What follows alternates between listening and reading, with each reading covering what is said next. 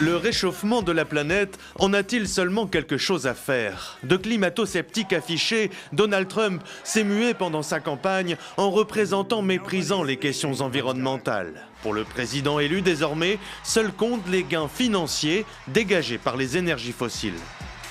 Nous allons rapidement devenir indépendants en matière d'énergie. Et nous allons fracturer, forer, bébé, forer.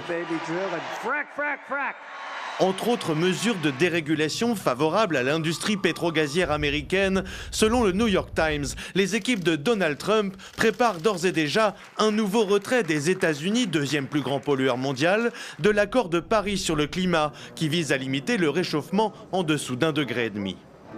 Nous nous sommes retirés de l'accord de Paris. Nous sommes le seul pays à l'avoir fait. L'administration a annulé des dizaines de règles qui rendaient notre air et notre eau plus propres. Elle a supprimé des mesures de protection limitant les émissions de mercure des centrales électriques.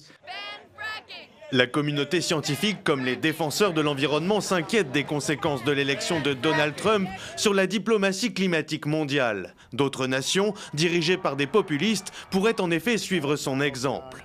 L'organisation britannique Carbon Brief a calculé que la seule inaction climatique de l'administration Trump pourrait ainsi coûter à la planète 4 milliards de tonnes équivalent CO2 d'ici 2030, soit 900 milliards de dollars de dommages à l'échelle planétaire. Le président dispose d'un large pouvoir pour abroger les réglementations existantes. Mais dans le même temps, les États peuvent décider d'adopter leurs propres réglementations sur les émissions, comme nous le voyons faire en Californie. Si le gouvernement fédéral est un outil incroyablement puissant, cela ne signifie pas que nous sommes à la fin de l'action climatique aux États-Unis.